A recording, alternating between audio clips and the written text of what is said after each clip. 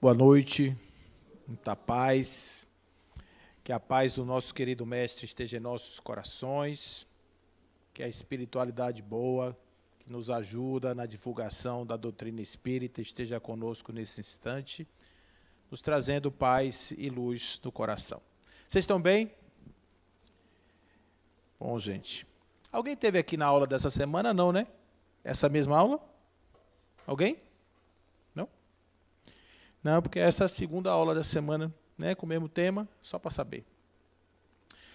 Bom, gente, a gente vai falar um pouquinho sobre reencarnação e ciência, e a ideia é a gente tentar entender um pouquinho como é que estão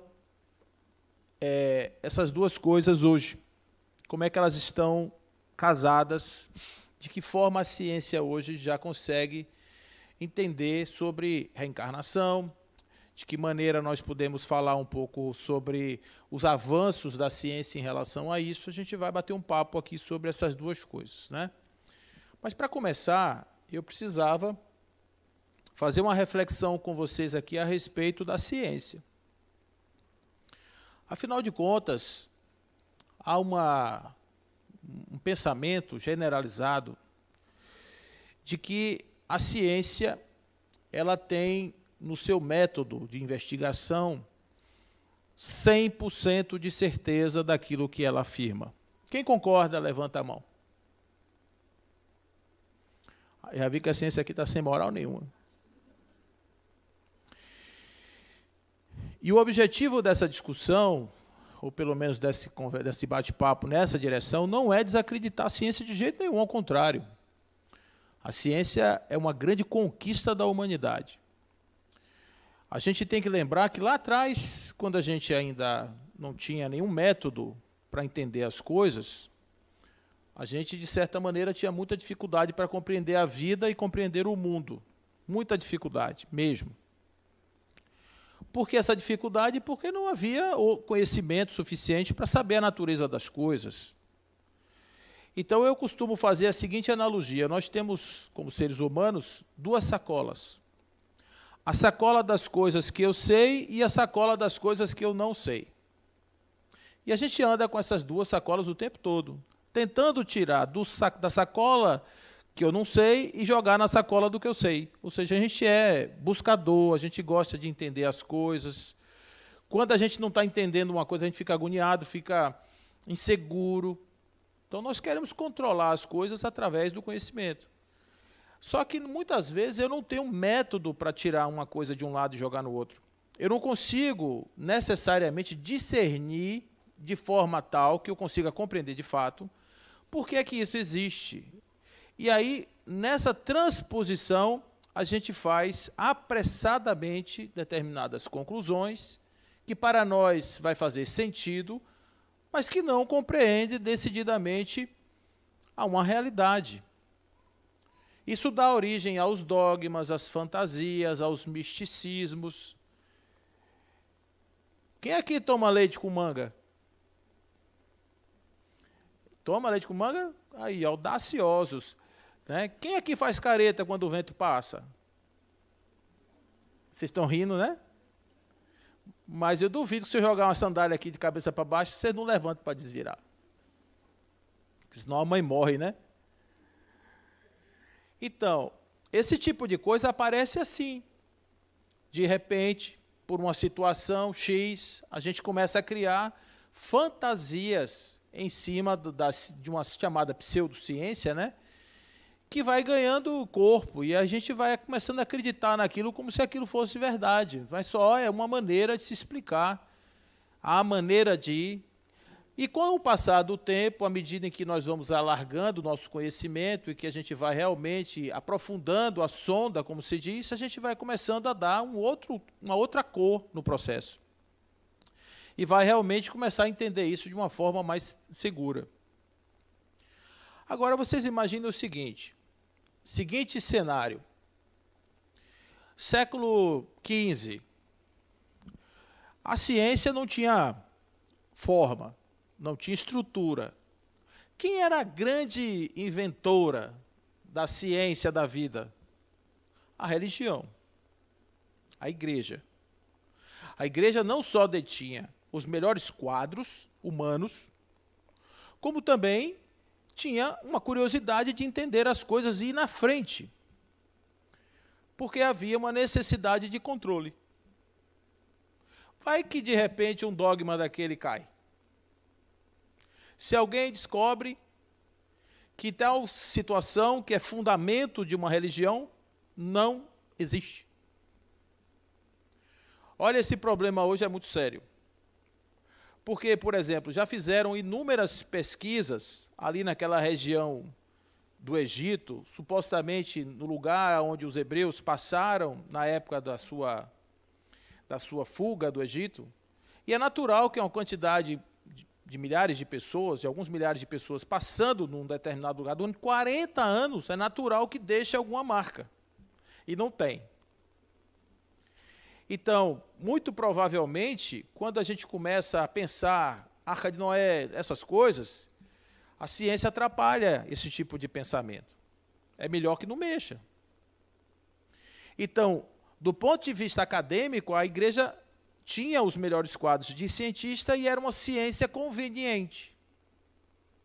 Tanto que havia um pacto entre a religião e a ciência, que era a filosofia. A filosofia é a mãe da ciência. Então, quando começa-se a fazer determinados tipos de descobertas inconvenientes, a igreja diz: stop, você cuida do material e eu cuido do espiritual. Não se mete aqui, que eu não me meto aí. E fizeram esse pacto. Quando Isaac Newton desenvolve os princípios filosóficos, os princípios matemáticos da filosofia natural, o seu grande livro, Princípios, ele então começa a dar vida matemática àquilo que antes era uma mobilidade de alma. Começa a explicar o movimento pela força, dizendo que a gravidade, dizendo que as forças que atuavam eram responsáveis por todo o movimento, que não precisava de nada mágico para isso acontecer. Observe que para o homem primitivo, como é que chovia? A terra tinha uma cobertura cheia de furinho, que a água, quando chegava lá em cima, passava e chovia. Porque na cabeça do homem tem uma engrenagem que faz o Sol se mexer, os planetas se mexerem, uma engrenagem. Agora, esses homens começam a dar respostas, começam a olhar o céu e, de repente, dizer: olha, tem alguma coisa errada com esse processo, a Terra não é o centro do universo. Tem alguma coisa que não está batendo aí. Aí Galileu, Copérnico, Tycho Brahe, esses caras todos começam a ter que dar explicações, começam a ter que negar suas teorias, começam a ser perseguidos. Giordano Bruno é queimado numa fogueira. E assim como ele, outros também foram presos e defenestrados porque pensavam diferente, ousaram desafiar os princípios dogmáticos. Então, quando chega aí século XVIII, XIX, a ciência quer se libertar disso. E quer se libertar de uma forma intensa, imensa, ao ponto do pessimista Nietzsche dizer que Deus morreu. Ou seja, nós não precisamos mais da hipótese de Deus. Laplace, quando ele vai apresentar sua teoria para Napoleão, sobre os movimentos celestes, Napoleão chega em um determinado momento e pergunta a ele assim: gostei muito do que o senhor me apresentou, porém, senti falta de Deus na sua teoria. Ele disse: eu não precisei desta hipótese. Deus, uma hipótese. Ele sai daquele lugar maravilhoso, de ser o dono de tudo, e passa a ser agora uma mera hipótese. Na faculdade francesa, faculdade de Paris, a famosa faculdade parisiense, sai uma procissão, um simulacro de procissão, aonde a deusa era representada por uma bailarina que estava simbolizando ali a ciência e a razão. E os professores diziam: ciência e razão, eis aí os nossos deuses. Então, começa-se a dizer que quando você está fazendo pesquisa, você não pode misturar com religião. Porque a religião leva para o dogma e a ciência quer saber da verdade.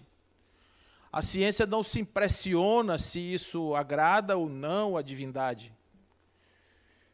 Então, essa discussão ela começa a ganhar corpo, e aí a gente vê o iluminismo, o positivismo, esses movimentos acontecendo na Europa, inclusive vindo para a gente aqui, o brasileiro, né? A ordem e progresso da nossa bandeira é positivista.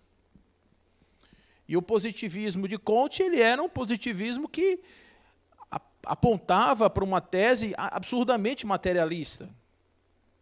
O materialismo surge aí como a grande explicação de todas as coisas. E aí a gente começa a ver que o espaço para você falar de espírito nesse lugar é difícil, é pequeno. Agora vocês imaginam a seguinte situação, gente. Allan Kardec vai, ele ainda é rivail, ele vai numa terça-feira, e olha que ele relutou um bocado. Alguém conhece a história de Allan Kardec aqui, a história antes do Espiritismo? Só para vocês saberem, ele foi formado em Yverdon, na Suíça, ele era aluno de Pestalozzi, ele foi para essa escola por volta aí de 12 anos de idade, e ele, então, vai sair com 20 anos, vai para Paris, vai montar um liceu, no mesmo modelo do liceu polimático, que ele aprendeu a ser o que ele era.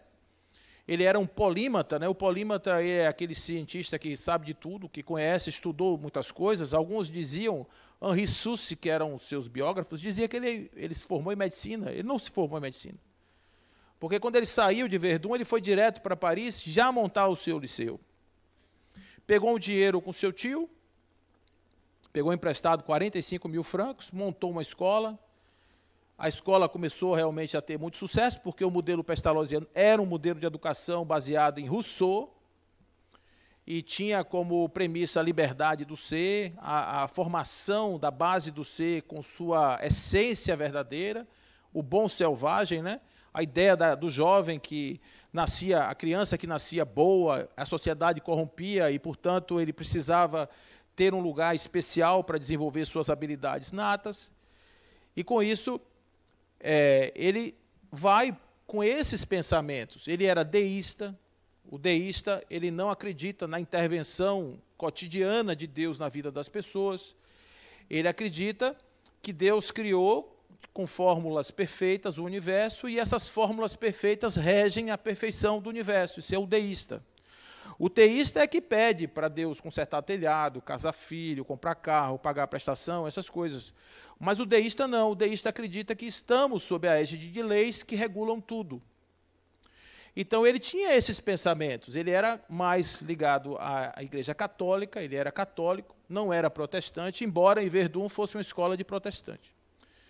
Então, ele chega em Paris, forma isso, começa a escrever livros para crianças, ele era um professor de crianças, se casa com uma mulher mais velha que ele, que era também uma intelectual, uma mulher que escrevia livros também, uma mulher que foi, depois da morte dele, foi realmente quem fez o espiritismo permanecer vivo, foi a Amélie Gabrielle Boudet, que era a mulher dele. Mas, pronto, essa é a história de um homem que vai ficar assim até 50 anos. Qual era a estripulia metafísica de Hippolyte Léon Denisard Rivail? Era ser magnetizador. O magnetismo era uma ciência desenvolvida por Mesmer, que era um médico que tinha resultados importantes na cura de pessoas, principalmente de sintomas de histeria e esse tipo de coisa. E o mesmerismo, ou o magnetismo, era uma ciência muito espalhada ali na Europa. Muitos pesquisavam, e ele pesquisou isso durante 30 anos. Em 1855,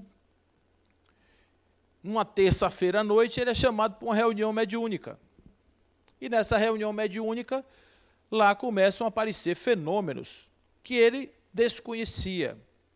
Não foi o primeiro convite que ele recebeu, porque na época das mesas, eram mesas girantes, as mesas batiam no chão e faziam como se fosse um alfabeto, né? A, B, C. E ele dizia, não, isso é magnetismo, eu não vou perder meu tempo com isso não, porque eu já sei, isso aí eu já sei tudo.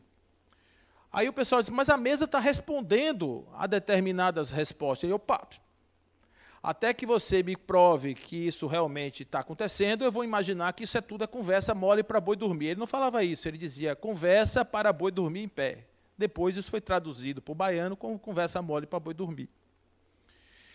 Então, ele vai nessa casa, começa a ver, e eram mulheres, moças, 17, 18, 20 anos. E ele viu que o nível da conversa era na ralé do chão.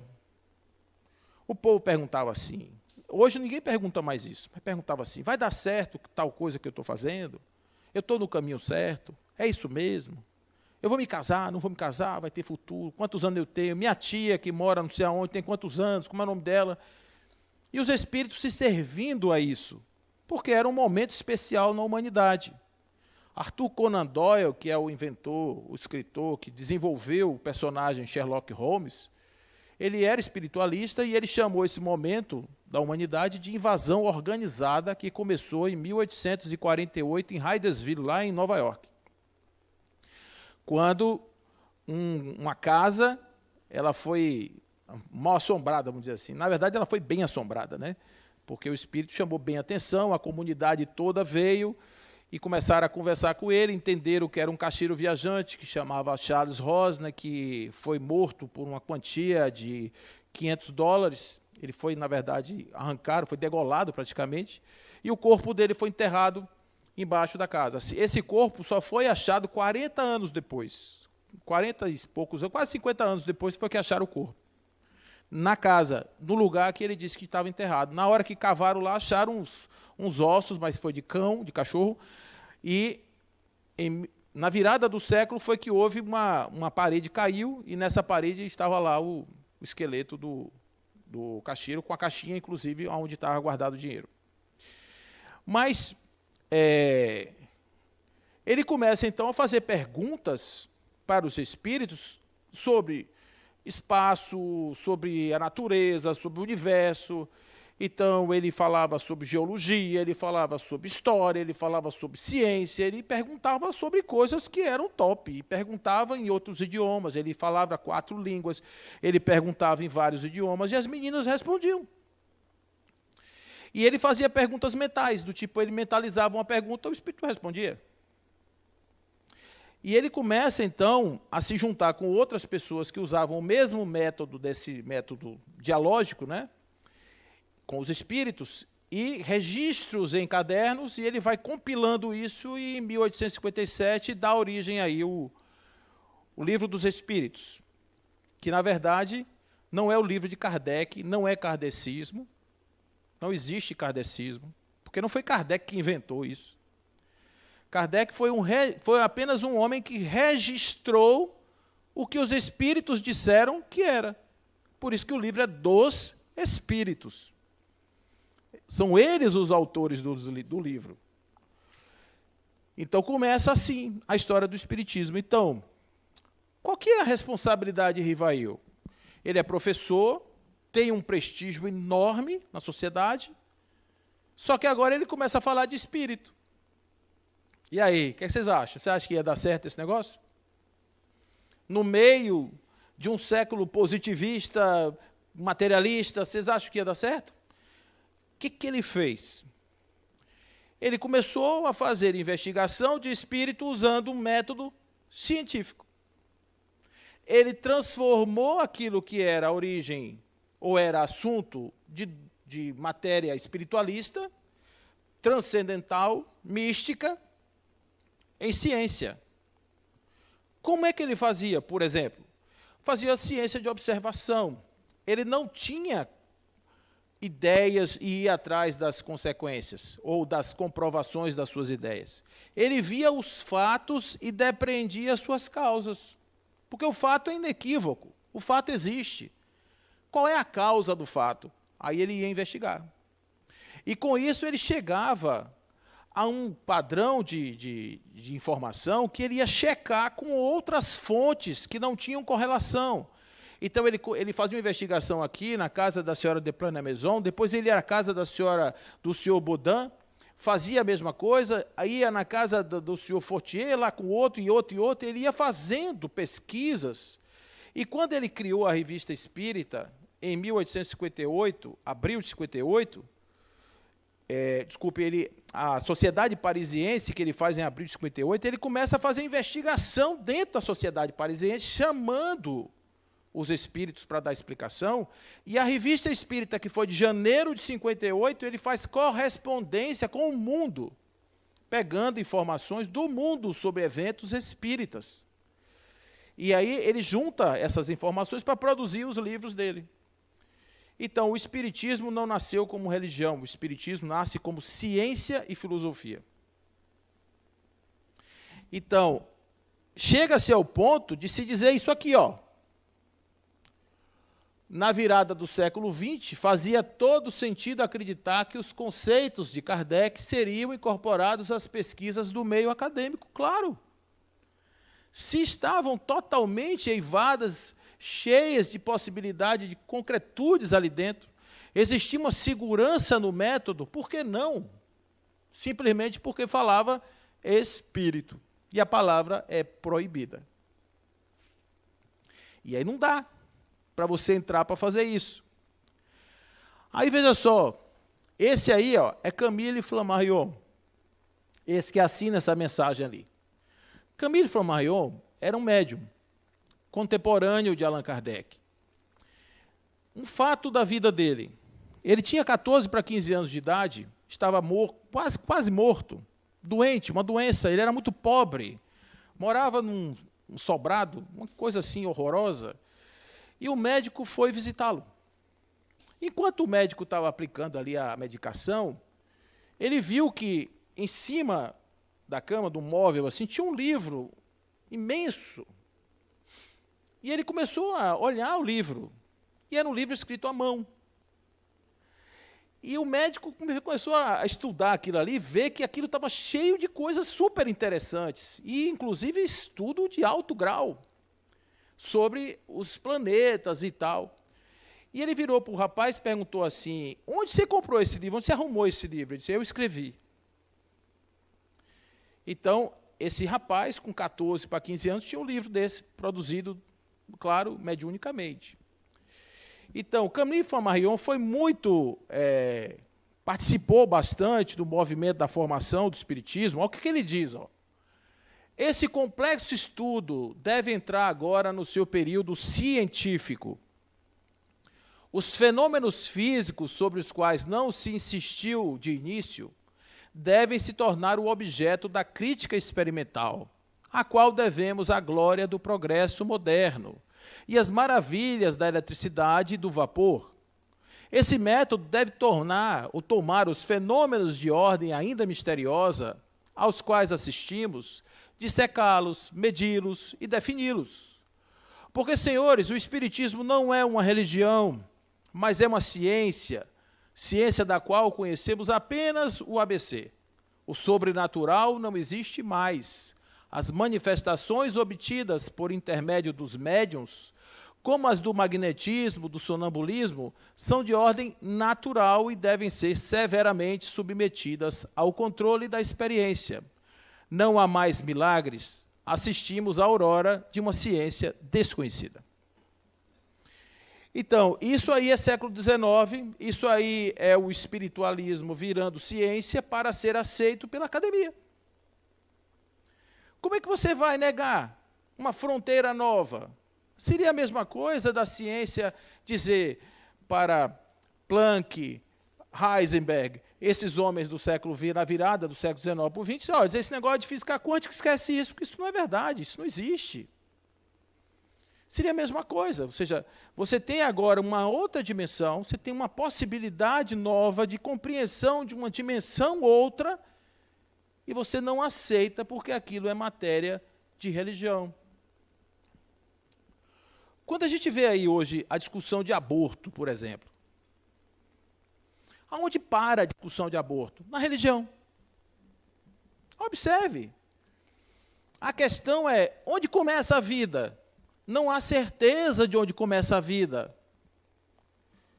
Não há certeza. Então, se não há certeza de onde começa a vida, parte-se do pressuposto que a vida pode estar começando quando a pessoa nasce. Só que você tem, segundo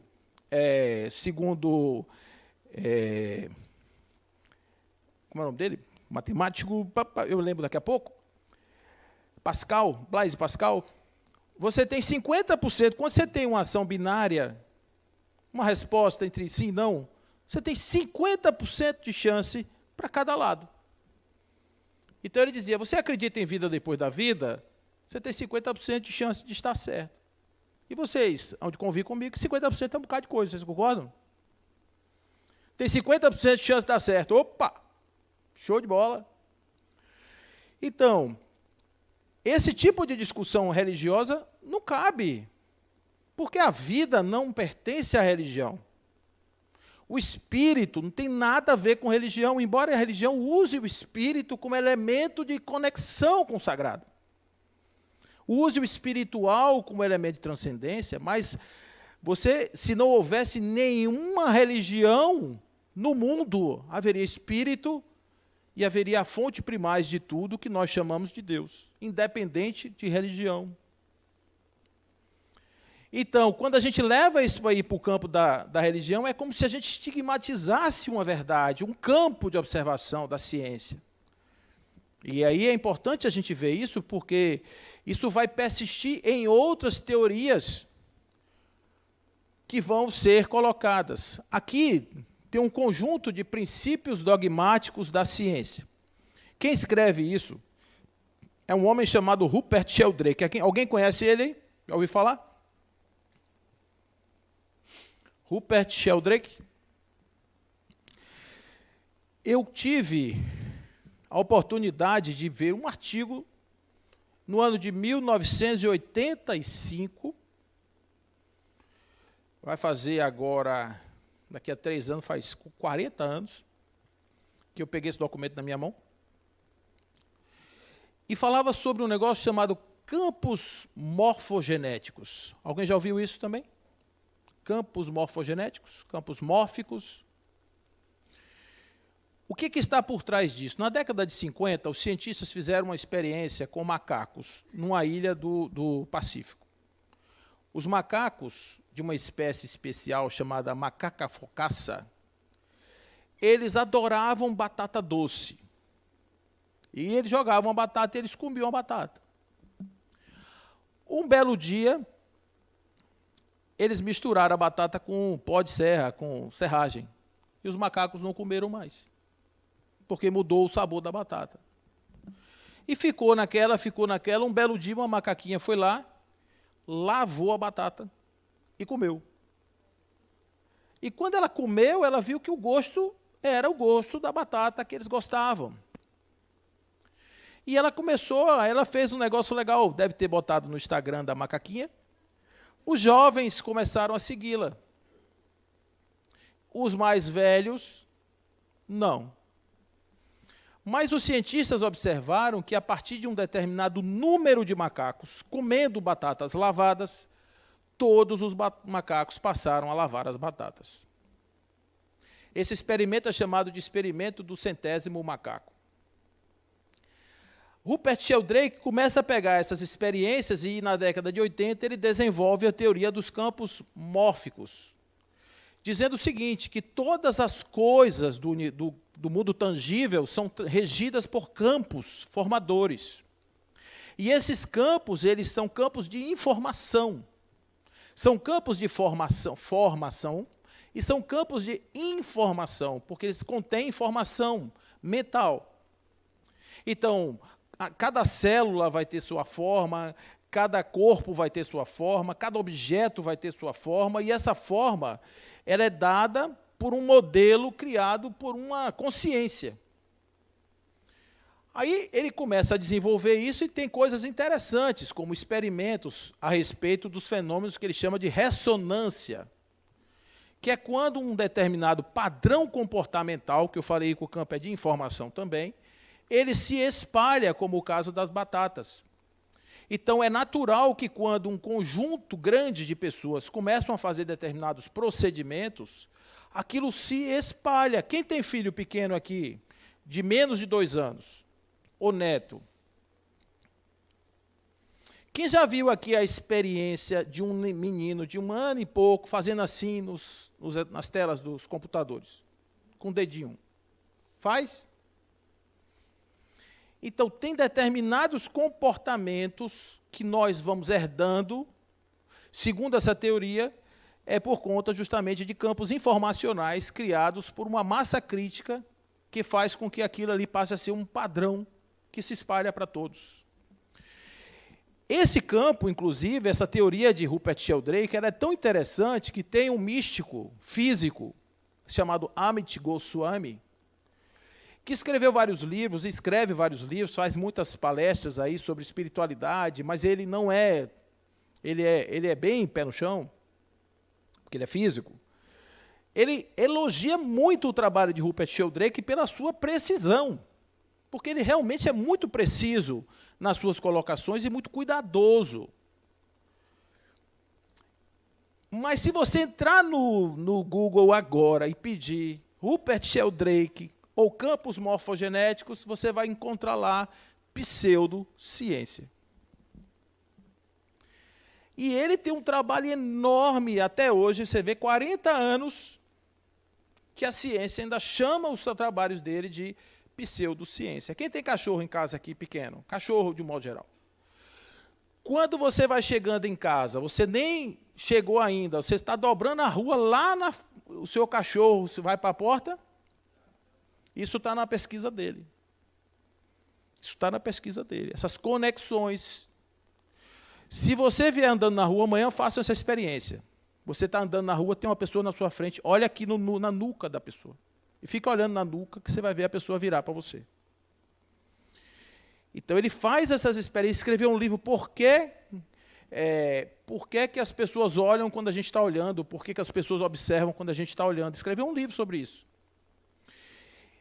Mas ele escreve um livro chamado Ciência Sem Dogmas, que a ideia desse livro é justamente dizer que há um espaço de uma ciência que seja menos ortodoxa, que seja menos capaz de se fechar em si mesma, que seja mais aberta, para que a gente possa, de certa forma, ter a inserção de coisas novas, como o caso de pesquisas como a dele, que são pesquisas que, a princípio, as universidades tiraram tudo dele, não deram chance para ele.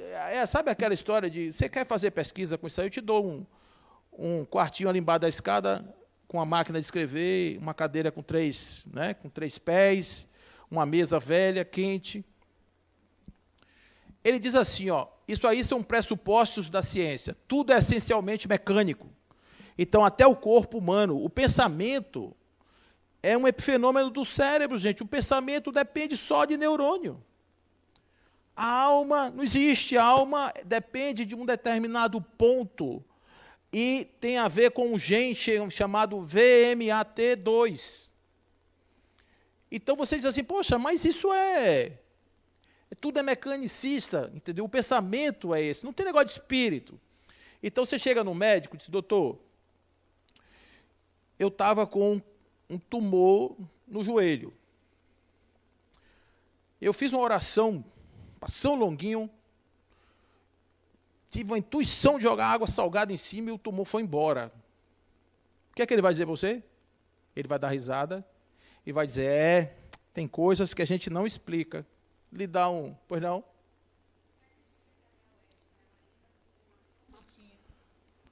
Eu vou pedir a vocês que vocês levantem, porque a sala está bem espalhada, a gente não consegue acompanhar todo mundo, para a gente poder usar o microfone. Boa noite. Boa. Você acredita que a neoética ela entre como uma ciência que abre essa porta que ficou meio entreaberta para que o espiritismo consiga se desenvolver de forma mais amplamente aceitável no mundo? Deixa ele pedir uma gentileza, explica aí o que é neoética.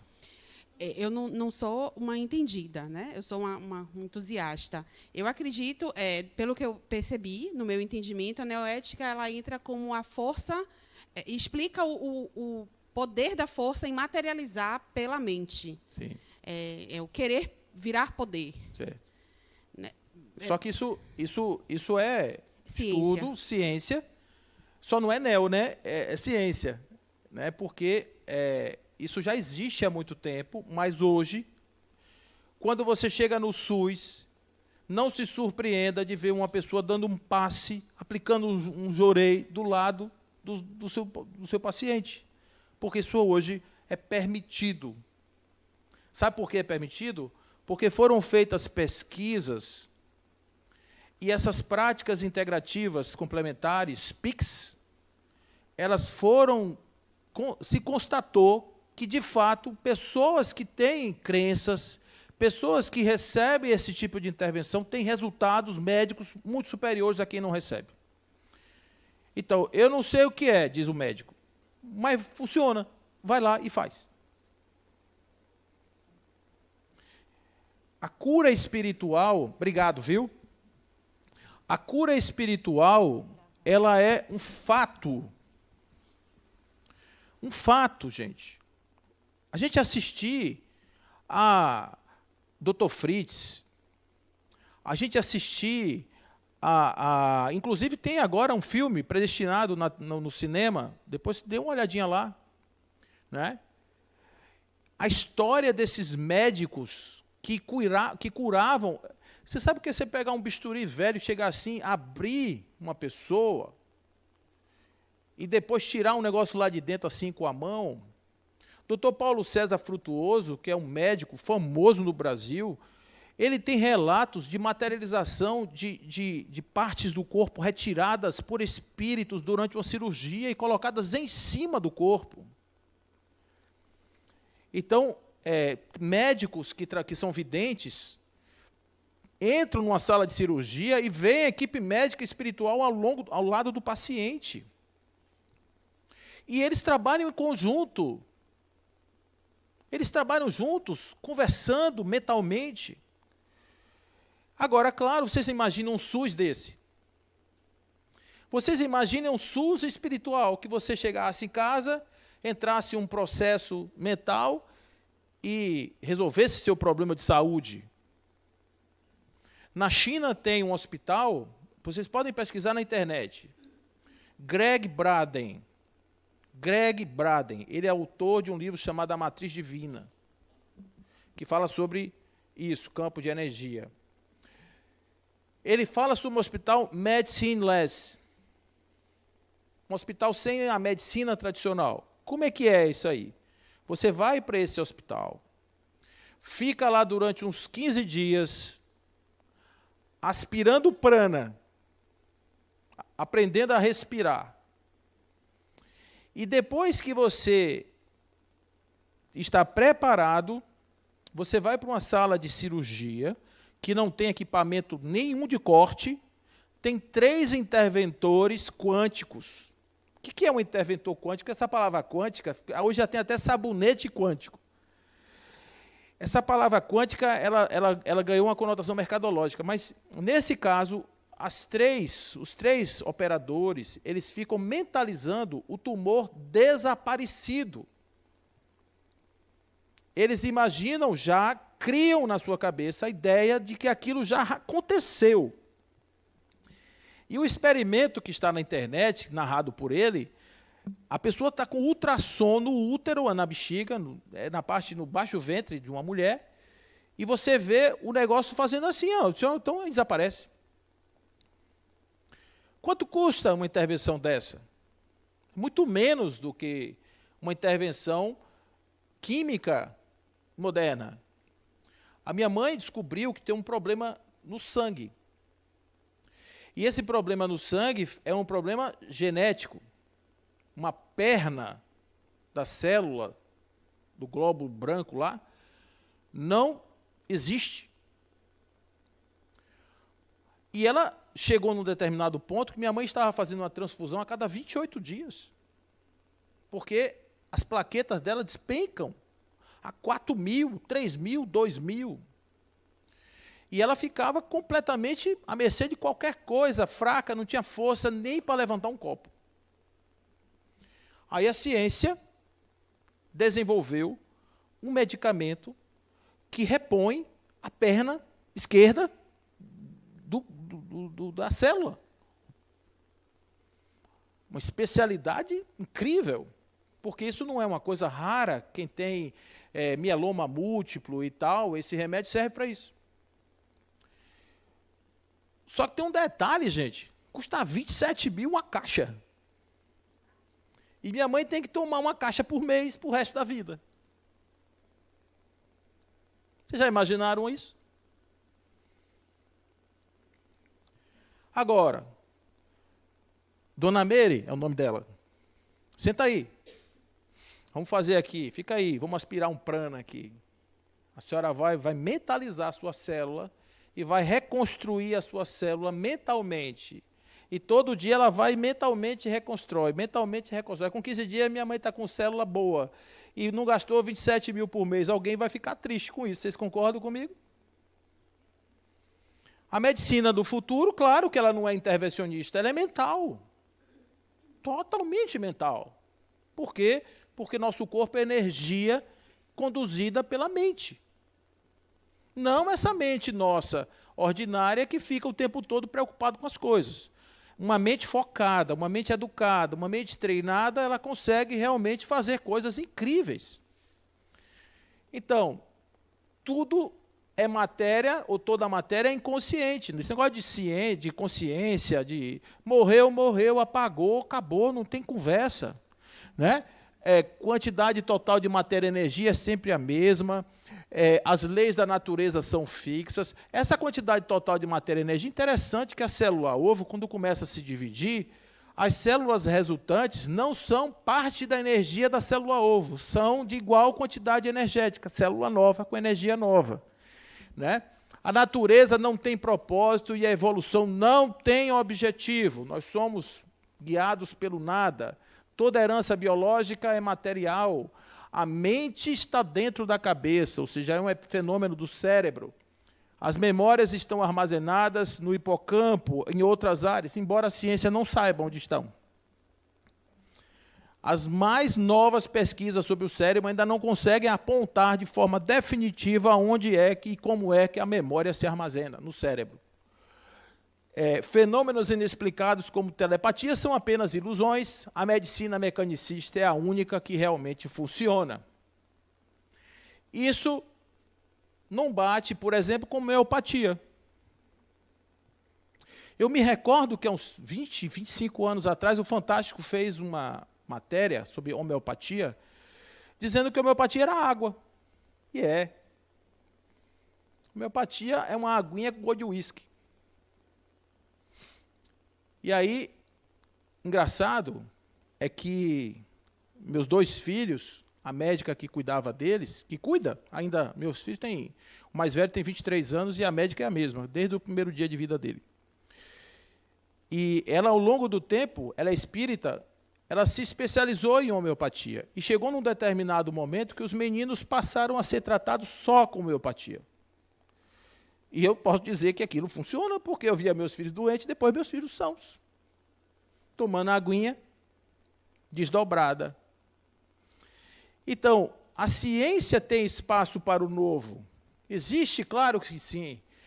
Então, a partir daí, deixem que a raça humana recupere esse direito sobre a natureza, direito este que lhe pertence por legado divino. Seu exercício será governado por uma razão reta e pela verdadeira religião que é a ciência.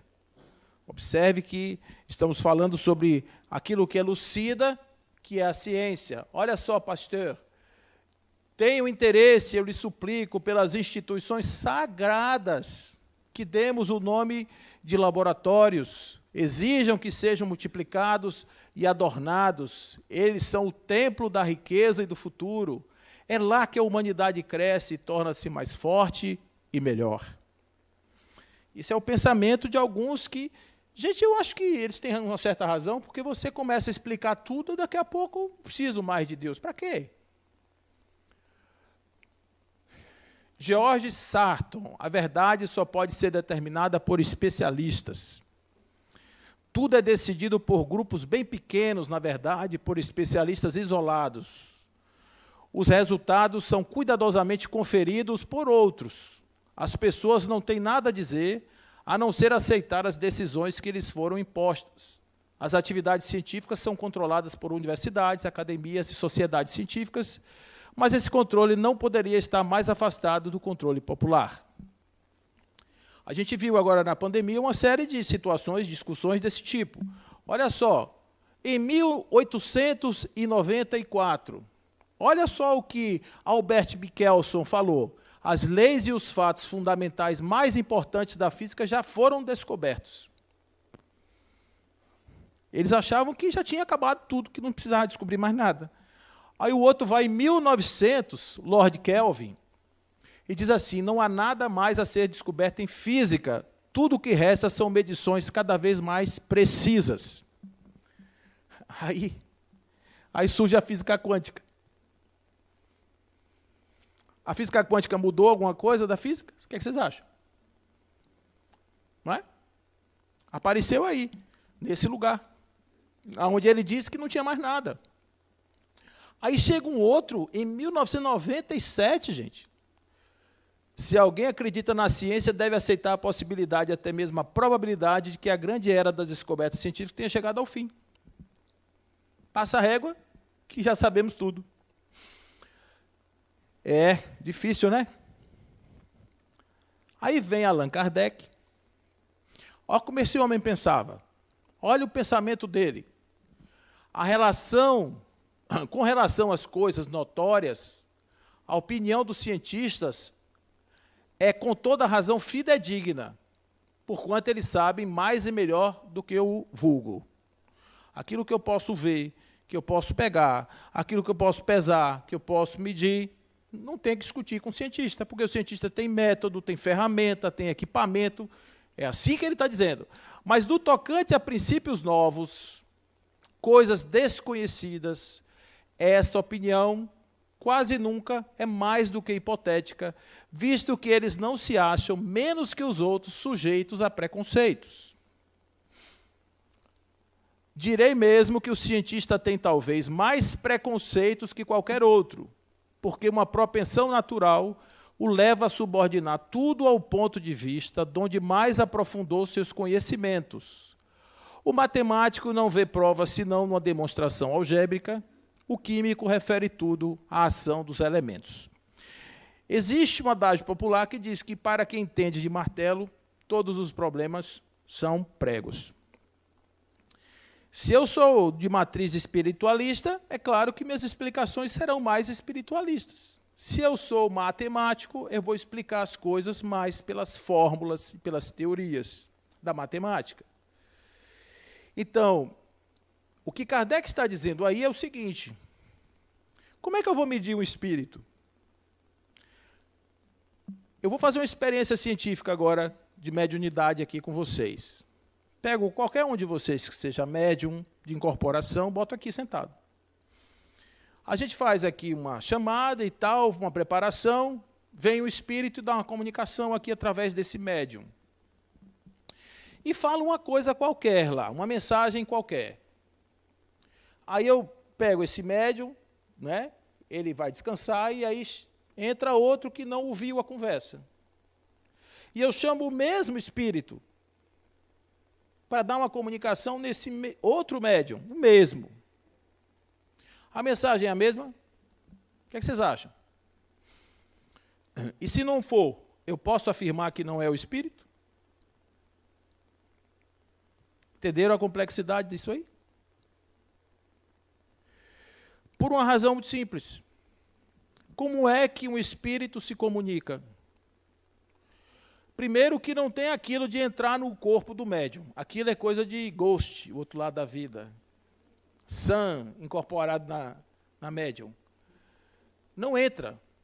O que acontece? O perispírito do médium vai sofrer uma expansão. Ele vai se expandir. O perispírito do espírito comunicante vai expandir. E essas conexões perispirituais vão ser, como acoplamentos, o canal de transmissão de toda a ideia. O espírito se comunica com o médium através de uma confluência de informações, de um fluxo de informações que vai ser nas camadas perispirituais. Ele está aqui, eu estou aqui, nossos campos estão se justapondo, e é nesse campo, nessa interseção, que a comunicação se dá. O nível dessa conexão, o local dessa conexão, a forma da mensagem que virá e a energia resultante vai determinar o tipo da experiência mediúnica, se vai ser escrita, se vai ser falada, se vai se jogar no chão, se vai fazer qualquer coisa. Então, observe que, nessa posição, você não tem como imaginar que a comunicação do espírito através do médium ignore o médium como um agente psíquico que consegue elaborar uma ideia, que consegue expressar uma ideia. Então, o que o médium recebe? Uma sugestão, uma imagem, uma sugestão como se você estivesse falando uma coisa e viesse aquela ideia na cabeça. Fale isso agora, fale disso, fale daquilo outro. É um processo de sugestão. E que o médium vai usar seu acervo cognitivo, psíquico, motor, para expressar. Então, você pode ter uma comunicação por dois médiuns diferentes, o mesmo espírito, comunicações diferentes. Porém, o teor da mensagem, o nível evolutivo da mensagem, a capacidade de falar sobre algo dentro de um determinado tipo de linha, isso é o que caracteriza a identidade de um espírito, isso está no livro dos médiuns. Identidade dos espíritos. Você só consegue criar uma identidade de espírito, reconhecer. Olha, gente, não dá nem para um vidente ver e dizer, ó, é o Padre Pio que chegou aqui agora. Sabe por quê? Porque o perispírito é algo móvel, que um espírito comunicante que queira passar uma ideia errada ou equivocada, ele pode se transmutar em outro. Não tem como, a não ser através do conteúdo. Na Sociedade Parisiense de Estudos Espíritas, tinha um médium chamado Sr. Rosen, que dava mensagens de um espírito conhecido como Espírito de Verdade. Quando vocês vão lá no Evangelho, vocês vão ver mensagens dele lá. Vocês sabem quem é o Espírito de Verdade? Hã? Esse espírito ele veio, ele é o grande, digamos assim, articulador, né, da codificação. Mas ele assina, ainda antes do livro do Evangelho, ele assina uma mensagem com o nome de Jesus. Allan Kardec, inclusive, cheio de cuidado, diz, espírito quando chega assim, dizendo que é uma entidade superior, a gente tem que tomar todo cuidado, mas nesse caso, eu estou dando crédito porque o médium é de absoluta confiança. O médium de confiança é aquele que não quer. A pessoa, se eu chegasse aqui e incorporar, vou incorporar Leon Denis, para vocês ficarem achando que eu sou um médium avançado, um espírito elevado. Então, esse médium não tinha essa proposição. Então, ele confiava nesse médium. Contudo, um dia, o médium trouxe uma mensagem do Espírito de Verdade, e Allan Kardec olhou e disse, isso aqui não é Espírito de Verdade, não. Ele tinha muito bom senso, tinha os seus critérios. O Messias Rosen ficou chateado e saiu da sociedade, como tem hoje. O médium chega na comunicação, se você duvidar, ai de você que duvide da comunicação, porque ele vai achar que você está chamando ele de mistificador. O nome disso é fascinação. Isso é um processo obsessivo. Porque o médium não tem que ter compromisso nenhum com a mensagem do Espírito. Perguntas? Sim. Boa noite. Boa. Sim, eu não entendi essa parte onde o senhor falou que ele não incorpora. O senhor falou? Você. Eu já estava pensando que ela estava com a conexão lá. Está vendo? Ele está falando de Jesus e ela está falando com o senhor. Diga, amor. Ele não incorpora. Certo. Então, a gente, no caso, passa a mensagem por intuição. O que você está chamando de não incorpora ele não entra na pessoa. Isso, eu entendi. Isso. Mas o que você está chamando de incorporação é exatamente esse processo através do qual o espírito ele consegue ter uma conexão psíquica com o médium. Entendeu? Ele passa através de um processo intuitivo, exatamente o que você está dizendo, um fluxo mental. Certo. Mas o médium, Sim. ele fica em si? Depende. Aí você tem os graus de mediunidade. Você tem uma mediunidade consciente e tem uma mediunidade inconsciente, que ela não é 100% inconsciente, porque de alguma forma o médium está sempre presente na experiência. Agora, quando o médium é tarimbado, ele se permite mais deixar-se conduzir pela intuição ou pelas influências que ele está recebendo. Mas ele não vai lembrar. Você dá uma comunicação e fala, sei lá, faz uma mensagem imensa. Você vai lembrar? Não vai lembrar. Mas não quer dizer que na hora que você está falando, você não sabe o que você acabou de dizer. Entende? Então, isso são graus diferenciados de mediunidade. Eu tenho uma amiga minha que ela tem uma mediunidade interessante e quando ela descobriu a mediunidade dela foi numa igreja. Ela foi num casamento. E quando chegou no casamento, ela fez aquilo que quase toda mulher faz quando está sentada numa igreja. Faz o quê? Folga a sandália. E quando ela fez esse movimento de folgar o sapato, ela apagou, acordou em casa. Entende? Então, tem graus e graus de mediunidade. Mas o que eu quero dizer para vocês é que a única forma de você identificar um espírito é através da sua linguagem, através do conteúdo da sua mensagem. Então, como é que você vai identificar um fenômeno espiritual dessa maneira? Tem um médium aqui em Salvador chamado Florencio Anton, que ele agora está passando por diversas experiências no mundo. O pessoal bota aquele capacete cheio de sensor e bota ele em mediunidade e fica medindo as áreas do cérebro quando ele está pintando, quando ele está falando ou quando ele está mediunizado. Porque é natural que quando você vai falar, o cérebro ilumine a área da fala. E ilumine também a área da cognição, porque você está pensando o que você está falando. Tem experiências com ele que tem certas áreas do cérebro que deveriam estar ativas, ele fazendo aquilo e não estão. Dando a ideia de que realmente ali existe uma outra forma, um outro dinamismo, psidinamismo, que é chamado de comunicação, que está se expressando naquele aparelho, que é o médium. Infelizmente, gente, nós temos poucas pesquisas hoje sobre isso. Poucas. Justamente por conta desse descrédito. E a gente vai ver que, no caso da reencarnação, existe pesquisa em reencarnação, não no Brasil, fora. A Universidade de Minas Gerais, tem uma Universidade de Minas Gerais que faz estudos, né, sobre esse processo. É uma das poucas no Brasil que tem trabalhado. Agora, mais recentemente, a USP está fazendo pesquisa também, pesquisas de espiritualidade e medicina, ou seja, hoje os alunos do curso de medicina têm uma disciplina chamada espiritualidade e medicina, não é espiritismo, é espiritualidade no sentido mais amplo, mas já existe um avanço. A ciência é inovadora quando os cientistas se sentem livres para fazer novas perguntas e elaborar novas teorias, certo? Então, liberdade é liberdade mesmo, de questionar, de dizer que não é, de ter a possibilidade de dizer que não. Quando você é calado, você quer dizer uma coisa, a ciência diz, não pode, está interditado o discurso, a ciência para. Fica completamente interditada.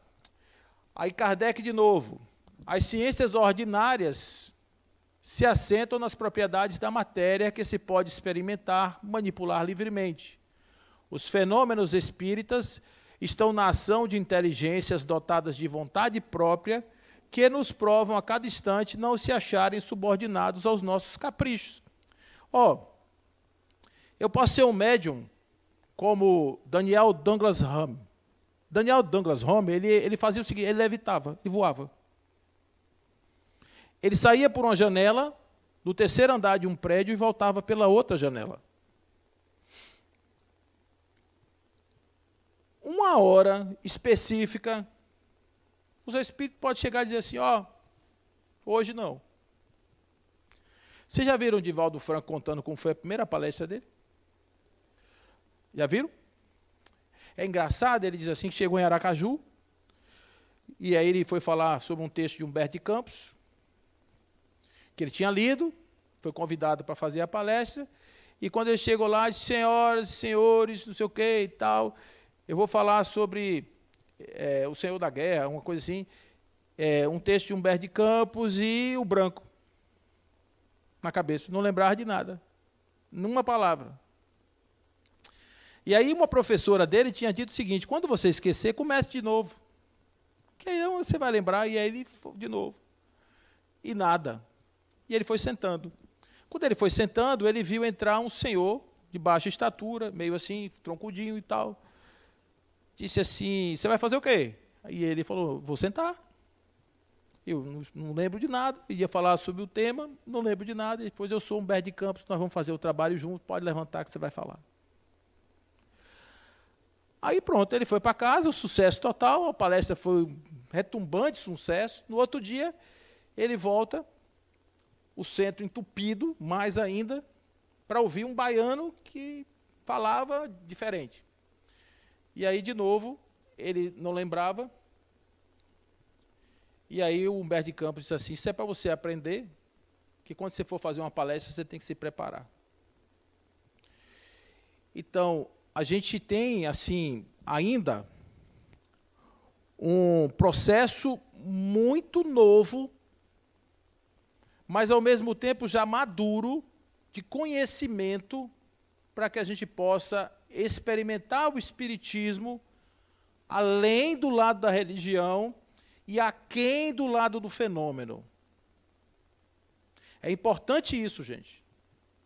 O fenômeno, simplesmente, não é a explicação do espiritismo. O fenômeno é a demonstração inequívoca que tudo aquilo é fato. Mas tem que ficar todo dia mostrando. Em 1862, 5 anos depois de publicado o Livro dos Espíritos, Allan Kardec escreve em Viagem Espírita de 1862 o seguinte texto: graças a Deus, acabaram os fenômenos. Agora é a vez dos médiuns moralistas. 1862, Allan Kardec achava que os fenômenos não eram mais necessários. A gente hoje ainda vê isso. As casas onde tem fenômeno, elas são cheias, apinhadas de pessoas.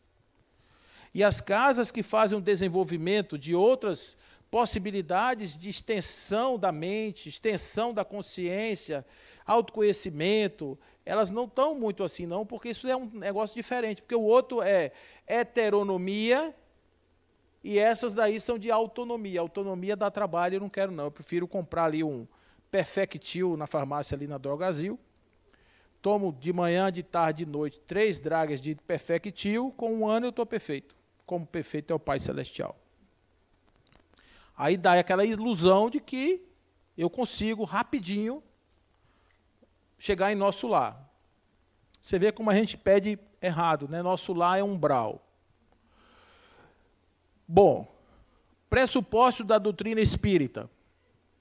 A doutrina espírita tem 5 fundamentos: a existência de Deus, imortalidade da alma, comunicabilidade entre vivos e mortos, pluralidade dos mundos habitados e a reencarnação. Eu tenho um amigo meu que é católico.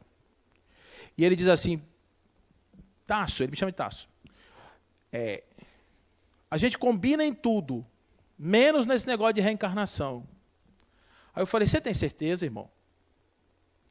Porque é o seguinte, eu me lembro de ter visto na sua Bíblia, nessa que você gosta de ler, ele tem uma passagem que conta muito bem sobre a reencarnação de forma inequívoca. E eu não estou falando de Nicodemos, que é da água e do Espírito. Eu não estou falando de pluralidade, na casa do meu pai tem muitas moradas, porque isso tem muitas outras interpretações. Estou falando de um fato incontestável. A minha irmã, ela se diz espírita, né? Mas ela foi para uma reunião, um culto evangélico na casa de uma vizinha. E lá pelas tantas, ela me ligou. Ela fez assim: você podia me dizer uma parte do evangelho onde está dizendo a reencarnação? Eu falei: você quer isso de forma explícita ou de forma implícita? Tem que perguntar, né? Porque vai que ela quer dar uma filosofada lá com o povo. Ela fez: me diga o mais certo, porque o povo está dizendo que não tem. Eu digo: eles não leram, eles não viram. E é aquilo que a gente estava falando. A mundividência faz cegar os olhos, né? Aí a gente chega lá no Monte Tabor, o fenômeno da transfiguração. Como é isso? Jesus foi para o Monte Tabor, junto de Pedro, João e Tiago, sempre os três. E lá aconteceu um fenômeno interessante. Jesus está conversando com dois homens. Quem são os dois homens? Moisés e Elias. Não tem problema nenhum Jesus conversar com esses homens. Só tem dois problemas. Moisés está morto há 1.300 anos. E Elias, uns 800.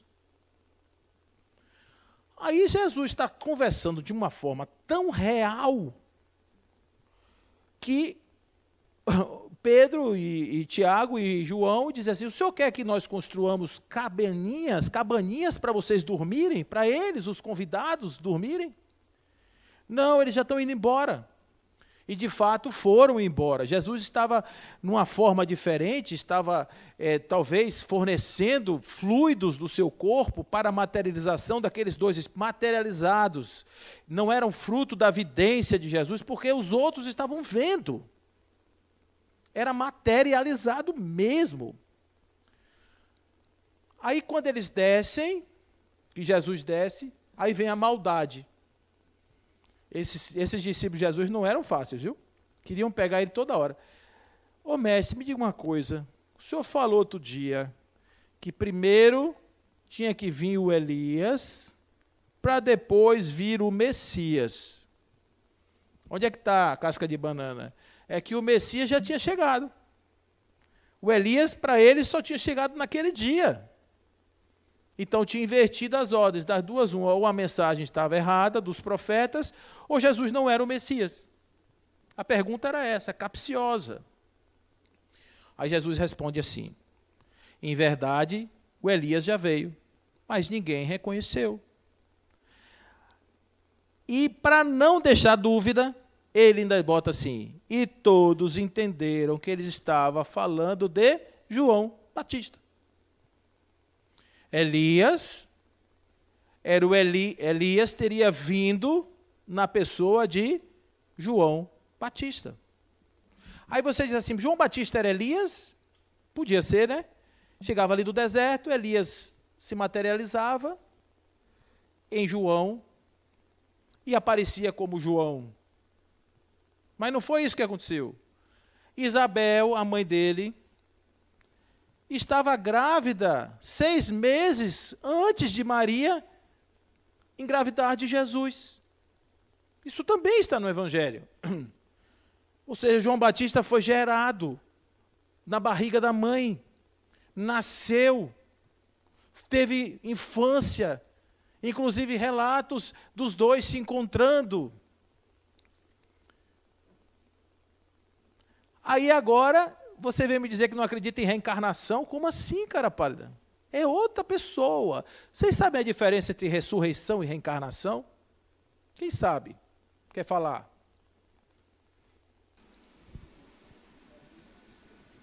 Ressurreição? Deixa eu só chegar com o microfone. Espera aí, deixa o microfone chegar. Ressurreição, a mesma pessoa vai voltar, e a reencarnação, o espírito vai voltar em outra pessoa, e a pessoa não vai lembrar do espírito anterior. Isso. Não é isso? Você está dizendo pessoa, é um personagem, né? Isso, o corpo, outro corpo. Isso aí. Então, na ressurreição, é o mesmo corpo quem volta a viver. Meu pai foi cremado. Então, para meu pai ressurgir, a cinza do meu pai tinha que se juntar de novo, toda, virar tecido, para meu pai ser de novo o meu pai, do jeito que ele era antes de morrer, com 74 anos de idade. Ok? A reencarnação é ele desencarnou, desencarnar não é morrer, morrer é quando o corpo para de funcionar, desencarnar é quando o espírito se liberta do corpo. Ele desencarnou, ficou um tempo no plano espiritual e renasce como outro personagem. Isso é reencarnação. Então, ressurreição, ela existe? Existe. Ressurreição existe? Existe. Amanhã de manhã, todo mundo aqui passou pela ressurreição. Vocês vão dormir, o dormir é como uma morte.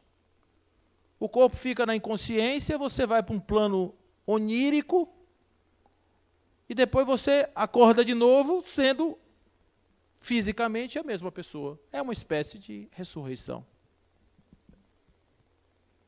E você só é a mesma pessoa se você quiser, porque você pode mudar tudo, né? No dia seguinte, amanhã de manhã, você não pode mudar tudo?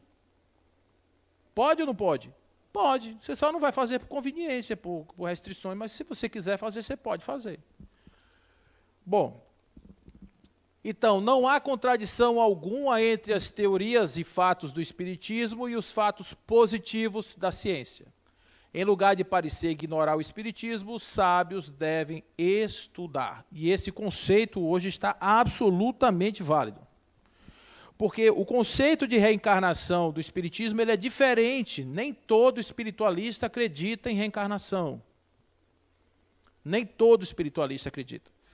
Então, o Espiritismo ele prega uma reencarnação evolutiva. Ou seja, não tem retrocesso, o espírito não retrograda, o espírito sempre está numa posição passível de evolução, no máximo estagnado, mas é sempre para cima. Então, a reencarnação é o mecanismo através do qual o espírito se utiliza para chegar à perfeição, questão 132 do Livro dos Espíritos. Deus submete o espírito à reencarnação com objetivos de fazê-lo chegar à perfeição. Então, a reencarnação é um processo através do qual nós vivemos diversas experiências evolutivas com o objetivo de adquirirmos em nós as nossas máximas potências atualizadas. Nós teremos capacidade de fazer tudo no nosso máximo poder. Para isso, a gente tem que passar por várias experiências que vão, cada uma delas, despertar em nós as faculdades que estão adormecidas. Então, isso aqui eu já passei, que eu já falei para vocês. Isso aí é só para vocês terem ideia de como isso gira na cultura universal. Lá no Bhagavad Gita, como poderia aquele que sabe impecável, eterna, sem nascimento e sem fim, matar ou fazer matar alguém? Ele está falando de espírito. Assim como se deixam as vestes gastas para usar vestes novas, a alma deixa o corpo usado para revestir corpos novos. Isso é uma teoria que já existe há milhares de anos. Chegadas até mim essas grandes almas que atingiram a perfeição suprema, não entram mais na vida perecível, morada dos males. Isso aí é a saída da roda do samsara. É nascer, crescer, morrer, renascer. Isso aí, ó, viver a realidade do mundo ilusório, do mundo de Maya, sair para os lugares nirvana, samadhi, essas coisas aí, tem a ver com não ter mais o que aprender na carne. A carne não ensina mais nada. A gente sai daí do processo e vai para um lugar maior. Isso aqui, inclusive, olha aí como é que muda a ideia da reencarnação, né? Na Grécia, por exemplo, o pessoal dizia que existia a possibilidade da alma retrogradar. Ou seja, você encarnou hoje num ser humano, num espírito, encarnou num corpo que tem capacidade de pensamento, e, a depender da sua vida, na outra encarnação você vai nascer como um verme.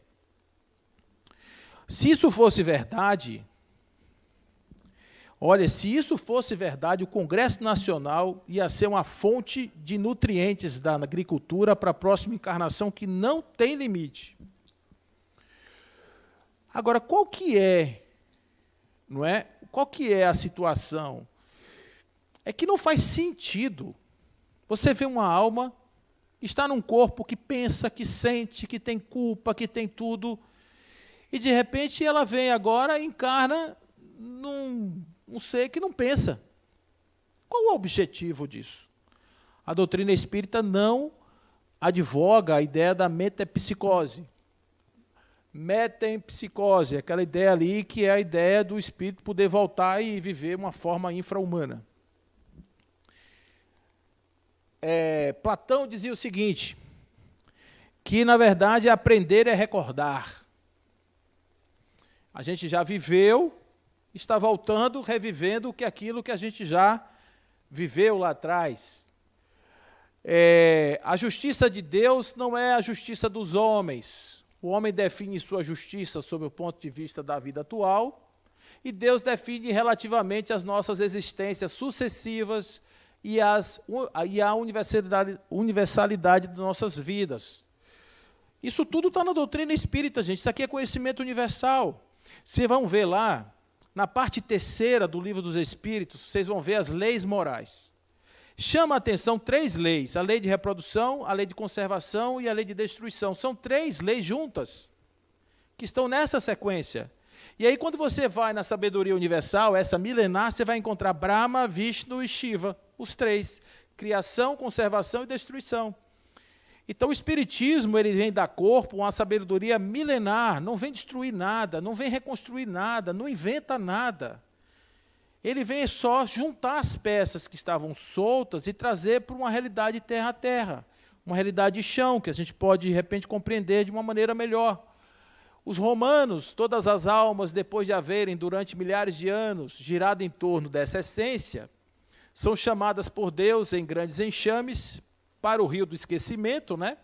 A fim de que, privadas da lembrança, revejam os lugares superiores e convexos e comecem a querer voltar ao corpo. Isso aí é estímulo à reencarnação. Olha aí o que você está perdendo. Ó.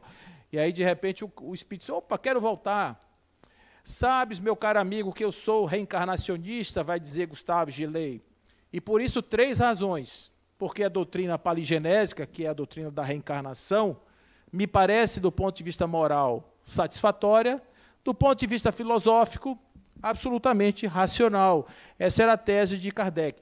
Kardec chegou a dizer o seguinte, ó, mesmo que os espíritos fossem contra a teoria da reencarnação, eu ia entender que ela era a melhor teoria para explicar tudo. Como é que uma criança que não fez nada, que não absolutamente nada, nasce com o corpo cheio de chagas? E o outro nasce perfeita. Você vai dizer, mas isso é genética. É mais ou menos, cara pálida. Quando a gente estende a visão, né? Uma vez chegou uma mãe desesperada, trouxeram um menino dos Estados Unidos para Divaldo. Esse menino tinha uma doença de pele que veio aparecer depois de algum tempo em Vitória da Conquista. A moça, uma faxineira, e o filho dela nasce com isso. E esse que veio dos Estados Unidos, ele era um espírito que estava com problema tinha tido um suicídio por fogo, tinha tirado a vida, tocou fogo no corpo. E você vai dizer assim, mas isso é uma associação direta, né? Questão de pele, corpo e tal, essas coisas. Mas não é um caso só. Na Universidade de Virgínia, o Dr. Ian Stevenson começa a fazer pesquisas sobre crianças que se lembram. Qual que era a ideia da reencarnação? Como é que você estuda a reencarnação? Você estuda a reencarnação indo para processos de fatos. Você só pode investigar fato. E o que acontecia com algumas crianças? Elas nasciam e diziam assim para o pai e para a mãe, você não é meu pai, nem você é minha mãe. Meu pai chama fulano, minha mãe chama cicrana, eu moro na cidade tal, no endereço tal, na casa tal, e meu nome é tal. Aí, o que a mãe faz? Psicólogo. Né? Ritalina, psicólogo, psicopedagogo. E a criança disse assim, mamãe, não é você. você não é a mamãe, né? Como o dinossauro. Não é a mamãe. E ele foi investigar isso aí. Sabe o que ele fazia? Ele pegava, ia na casa do povo, iam na casa nesse endereço e começavam a checar as informações todas. E eles começavam, então, a comprovar que o que o menino dizia, o que a criança dizia, era verdade. E ainda tinha coisas assim, tipo, botava a criança dentro de casa, e entrando um por um, e à medida que ia entrando, ele ia dizendo o nome, o apelido da pessoa. Tamanha a lembrança dele, é como se ele voltasse pleno de carga no seu plano mental. Daí é que a memória extracerebral faz todo sentido.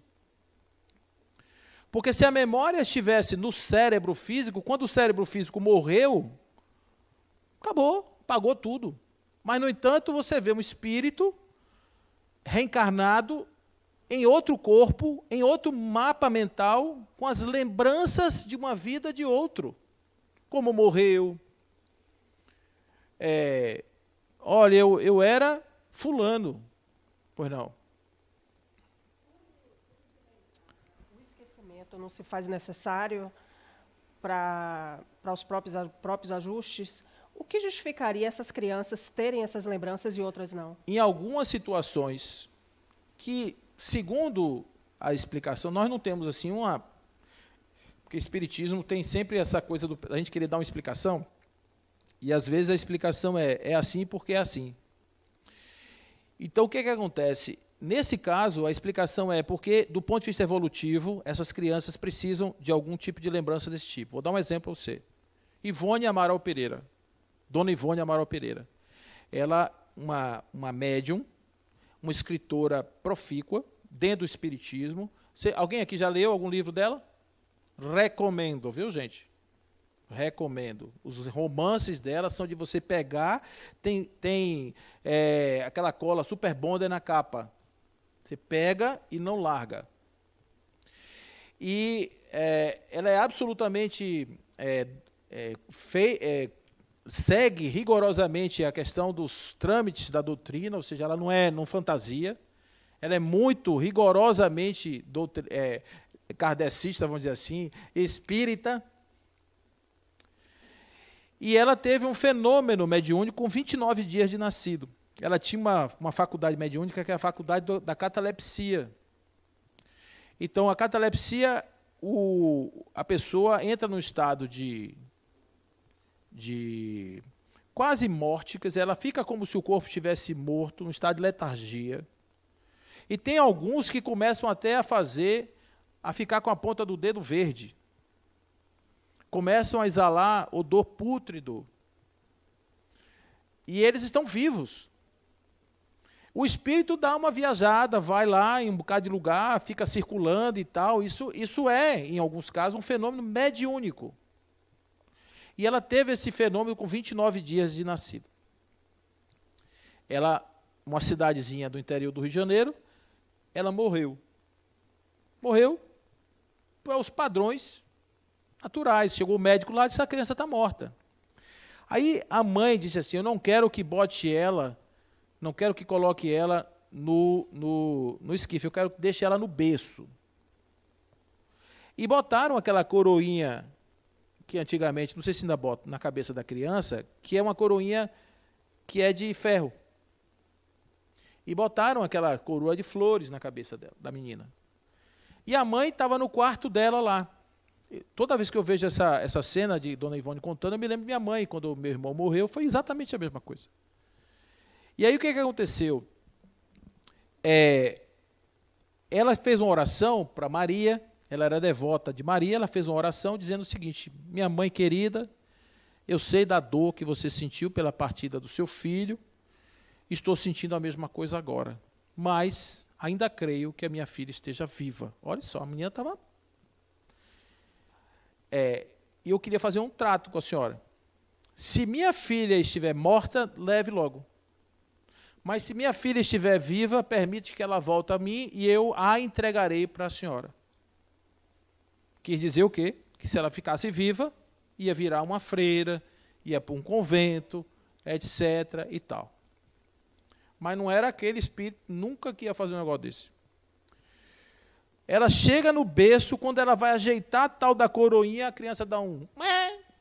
Vocês já imaginaram? Gente, no Rio de Janeiro, 1900, aconteceu um negócio desse. A mãe praticamente ressuscitar uma filha. Pronto, e ela vai ter esse fenômeno mais algumas vezes durante a vida dela. Mas ela teve o fenômeno da lembrança. E o fenômeno da lembrança trouxe a ela os amigos espirituais de outras vidas e a reconstrução do seu passado com suicídio. Ela perdeu a vida várias encarnações por suicídio. Então, para a vida dela agora, foi importante que ela lembrasse disso, para que ela construísse uma perspectiva existencial longe dessa possibilidade, que foi o que ela fez. Ao invés dela ser agora a suicida, ela passou a ajudar espíritos de suicidas com o seu trabalho mediúnico, que ela fez a vida inteira. Por isso ela escreve o belíssimo livro Memórias de um Suicida. Então, às vezes lembra, então, Ian Stevenson, patrocinado pela Xerox, a universidade não deu nada para ele, tirou tudo dele, e ele foi lá, fez pesquisa com essas crianças, pegou 2.500 casos, transformou em 25, para não ter nenhuma dúvida de que aquilo era absolutamente impossível de ter qualquer tipo de problema ali, e escreveu 25 casos de reencarnação. Aí, Ian Stevenson, casos incríveis de uma criança que do berço chorava e ficava com a mão assim, ó. E depois essa criança vai se reconhecer como um piloto de avião que caiu durante a Segunda Guerra, e ele reconhece os seus amigos, reconhece o navio, reconhece tudo. E ele vai lá e conta tudo.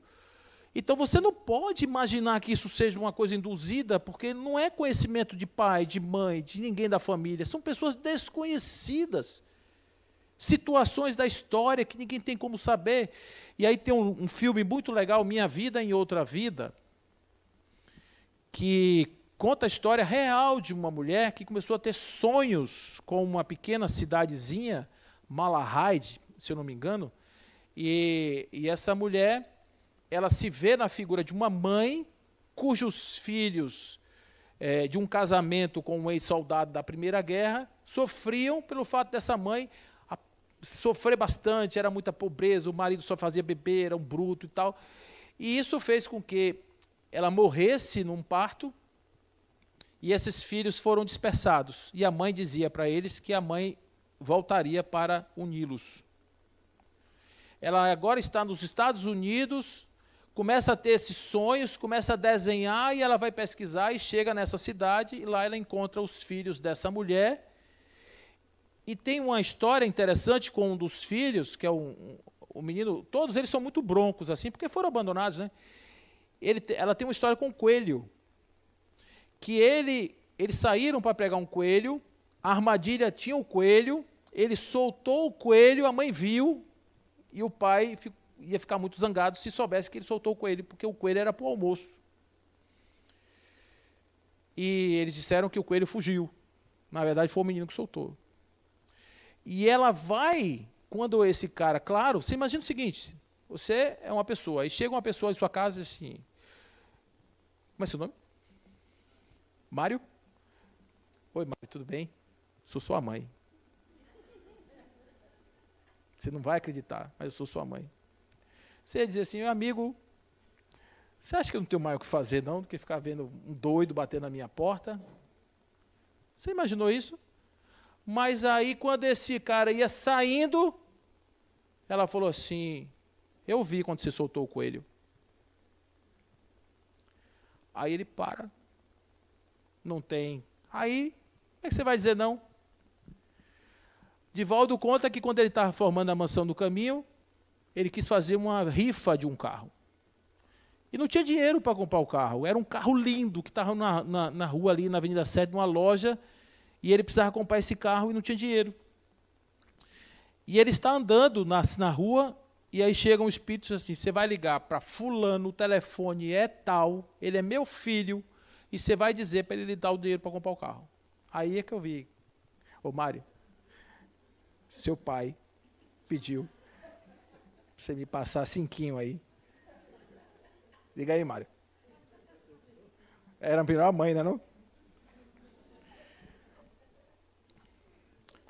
Mas aí ele falou o seguinte: diga a ele que aquela ação que ele está brigando há não sei quanto tempo vai sair hoje.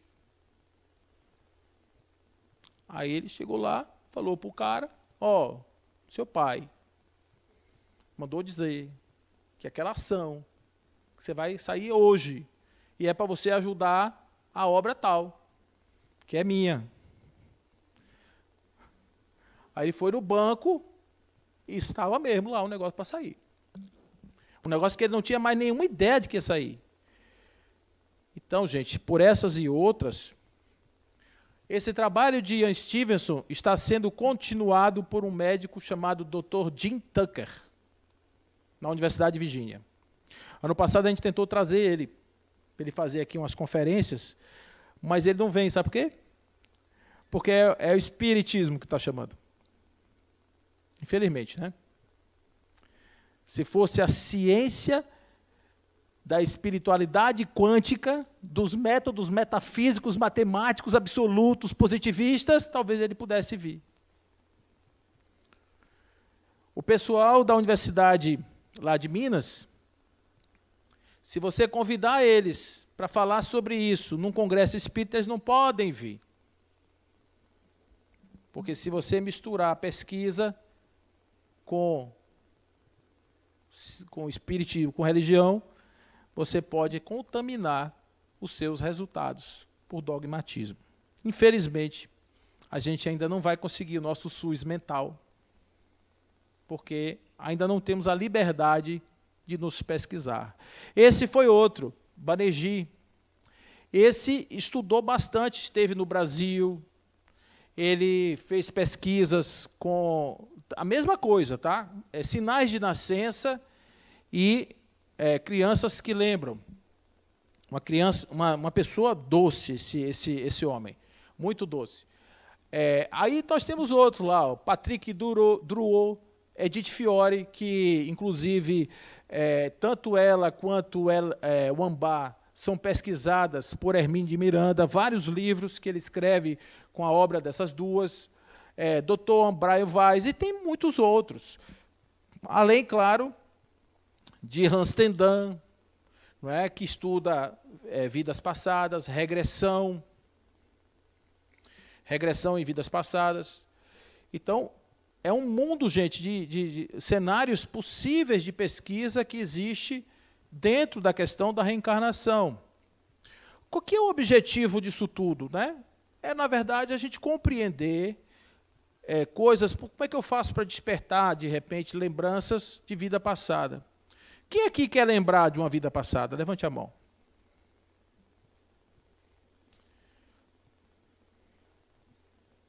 Para que tu quer saber tua vida passada? Sim.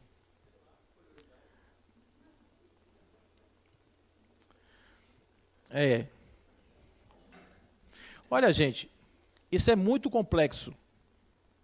Tanto que quem faz regressão hoje não chama mais de vida passada. Supostas vidas passadas. Não é que esteja se negando a possibilidade de uma lembrança de vida passada. É que pode não ser. Pode não ser. Pode ser uma projeção psíquica. Porque se você disser assim, eu adoraria saber que eu fui, sei lá, um filósofo da Grécia que ficava em cima de uma pedra meditando o dia inteiro, a pessoa pode chegar de repente num processo desse e se ver como um canibal. E aí? Quantas pessoas foram uma dama antiga na sociedade parisiense do século XVII, XVIII? Bailarinas. Quantos foram aqueles que entraram em círculos viciosos de morte, traição? Eu tenho muito cuidado com isso. Porque todas as reminiscências que saem por alguém, que são contadas por alguém, são dignas de atenção, mesmo que não sejam de vidas passadas. Então, se alguém entra, de repente, num estado alterado de consciência e começa a falar que foi um índio na Amazônia, lá no século XV, deixa ele falar, deixa o índio dele falar. Que às vezes, na figura do índio, a pessoa tem mais liberdade para falar coisas, para expressar ideias que ele não conseguiria na forma que ele é hoje. O esquecimento é uma bênção de Deus. Porque quando eu recebo em casa um filho, eu não sei quem é. Eu tenho a vida inteira para desenvolver por ele amor incondicional. Eu tenho a vida inteira para me apaixonar por aquele desconhecido. Mas se eu soubesse que ele é aquele que me matou, aquele que me prejudicou, aquele que me traiu, eu não teria esse espaço. Os nossos encontros seriam improváveis, seriam difíceis. E, no entanto, a bondade divina permite que a gente simplesmente se reencontre como se fosse a primeira vez. E uma coisa eu vou falar para vocês. Existe uma janela de oportunidade na vida de todo ser humano que dura mais ou menos 6 anos. Por que mais ou menos 6 anos? Porque são 9 meses de gestação e 5 anos de idade. Durante esse período, a gente planta o que vai colher o resto da vida inteira. A criança no ventre da mãe, com 6 meses de gestação, começa a receber sinais perceptivos de oqueidade, como diz o nosso querido Eric Berne. Oqueidade é isso aqui, ó. Oqueidade, não oqueidade. Eu sou benquisto, minha mãe me quer, eu vou ter vida, eu vou ter proteção, minha vida é legal, minha vida é bacana. Não, proteção zero, eu sou um estorvo, ameaça. Claro que não tem essas palavras. Quando você sente a repulsa, você não precisa explicar. Você sente, sabe que é, mas não precisa dar nomes.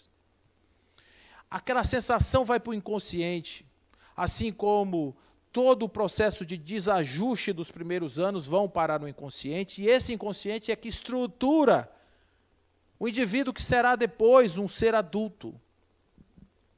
São as chamadas crianças feridas. E uma coisa importante, quando nós carregamos esse primeiro período de amor, porque nós estamos auxiliados pela natureza, que está encharcando o nosso cérebro de ocitocina, de serotonina, de substâncias. Isso também é ciência. Faz com que eu me apaixone por minha mãe se apaixone por mim, até meu pai entra na dança, através de uma indução neuroquímica. Quando eu pego essa onda e surfo nessa onda, o resto é tanger o gado.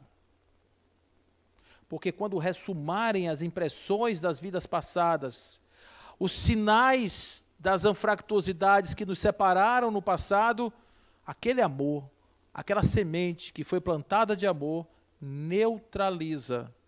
O amor neutraliza um caminhão de pecados.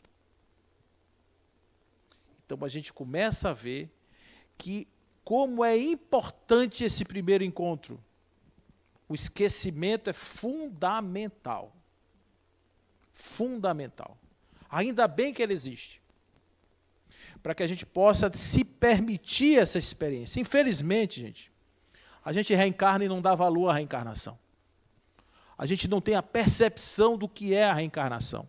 A gente acha que a reencarnação é um detalhe da vida. Mas a reencarnação faz todo o sentido da vida. Por que eu estou nessa casa? Porque este é meu pai? Porque aquela é minha mãe?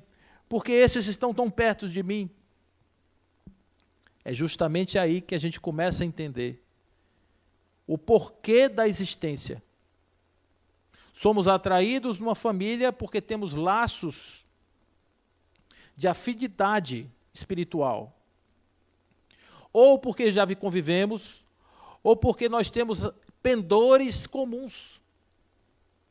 E nesse lugar que nós estamos agora juntos, o objetivo é que nós cresçamos juntos, a partir das nossas diferenças. O que a gente faz normalmente? Tenta anular as diferenças. Ou tentamos nos isolar dos diferentes. Será que a gente está fazendo a coisa certa? Quantos anos a gente esperou para reencarnar naquela casa? Para que todos aqueles espíritos estivessem encarnados juntos? No filme Nosso Lar aparece uma figura, uma cena, que é André Luiz encontrando com a sua mãe. E aí tem um diálogo assim: "Oh, mamãe, que legal que a senhora veio me visitar. A mãe está num lugar melhor, ele está num lugar, como eu falei para vocês, Nosso Lar é umbral, ele está num umbral melhorado, né? Uma colônia dentro do umbral, e o pai dele está muito ruim, mas muito, muito mesmo. Nem a mãe, que é um espírito melhor, consegue ir lá. Aí você vê assim, no plano espiritual, 3 espíritos não estão se encontrando mais. Mas se você parar para lembrar, alguns anos antes, os 3 estavam sentados numa mesma mesa. A carne permite isso, gente. A carne permite a gente coabitar com espíritos de graus diferentes, que no plano espiritual isso não seria possível. E aí a gente quer que aquelas pessoas sejam agradáveis, tal, quando não é essa a química. A química é desconstruir isso. A química é justamente pegar esse imbróglio que está aí e resolver esse imbróglio de alguma maneira. Ou através do perdão, ou através da ressignificação, ou através da sublimação, enfim, cada um vai encontrar a sua forma. Como é que nós estamos de tempo aí? 5. Vou contar para vocês 2 histórias. 3, rapidinho. 4.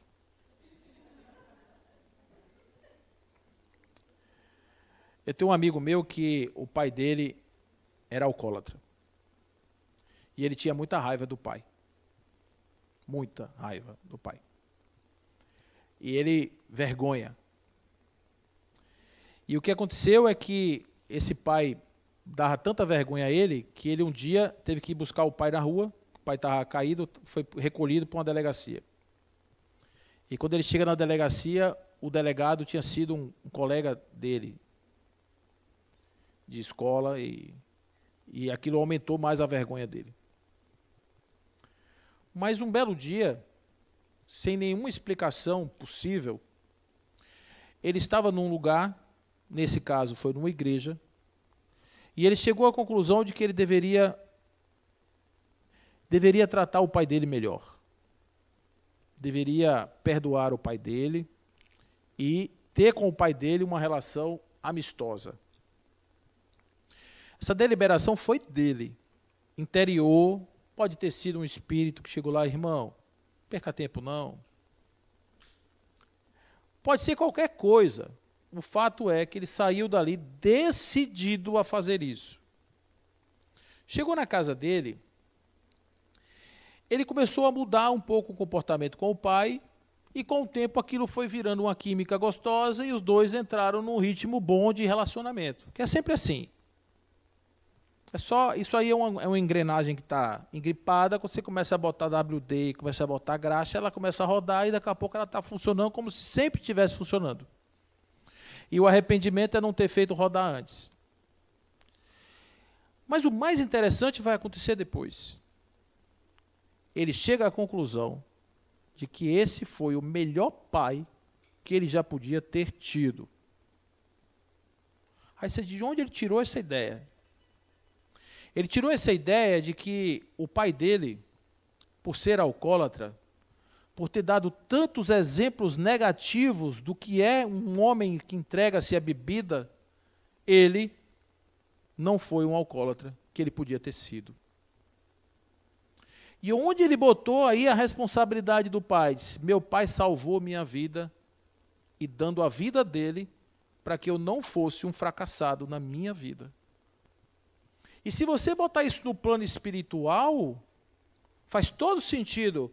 Este espírito, em vidas passadas, quantas falências por causa do vício.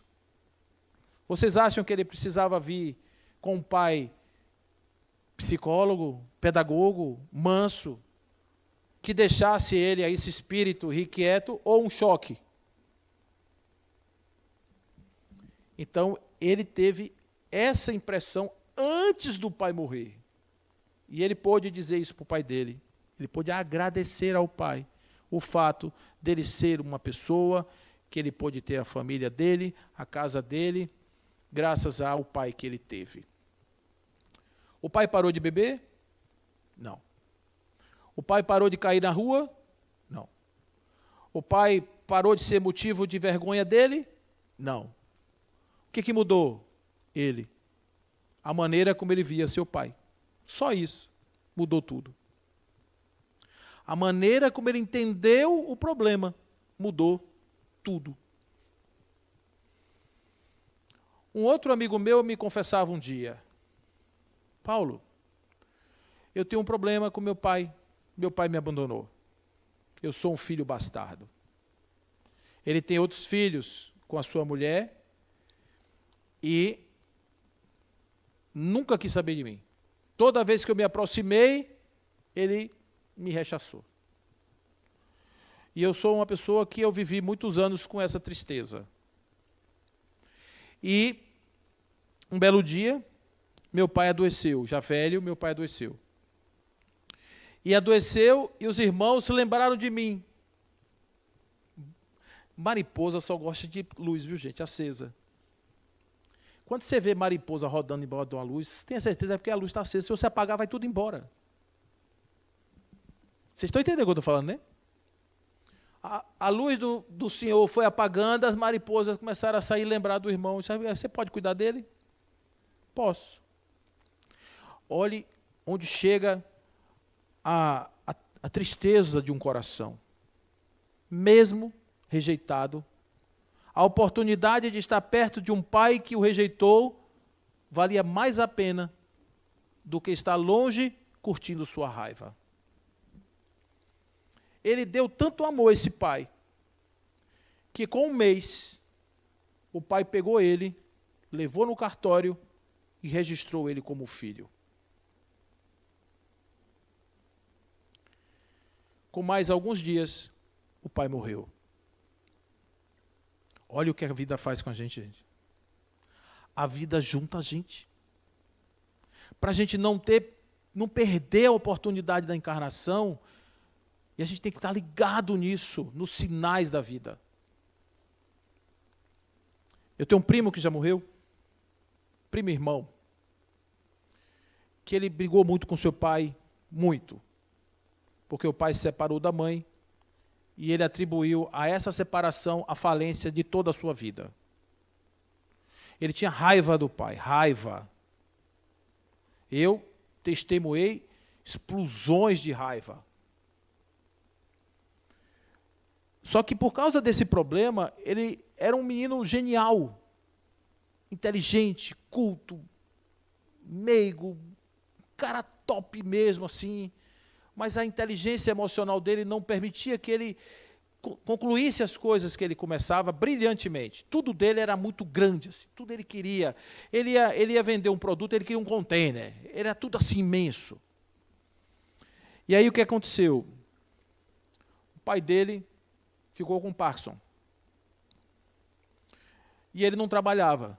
Quem foi cuidar do pai? Ele. Ele pôde dedicar ao pai dele os últimos anos da vida dele, porque ele conseguiu a proeza de morrer antes desse pai. Ele teve um câncer fulminante, que levou ele em 30 dias. E o pai ainda viveu mais alguns meses.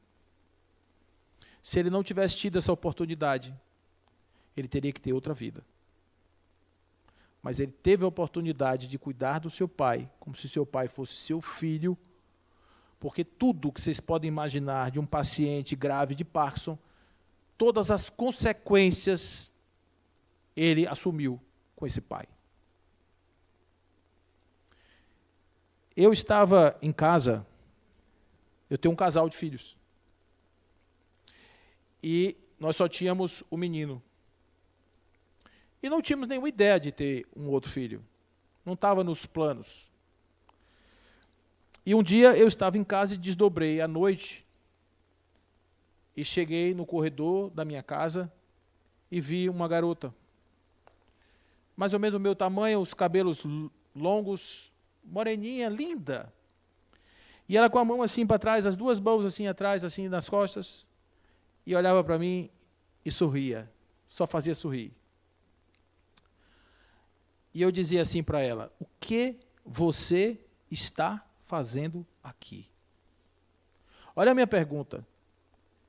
Não é quem é você, é o que você está fazendo aqui. E ela só fazia assim, sorria. Sabe aquela coisa do encontro, quando você encontra a pessoa, menina, o que você está fazendo aqui? Que bom lhe ver. Foi um encontro assim, intenso no sorriso dela. Com 15 dias, Carla me disse: estou grávida. Eu só fiz rir.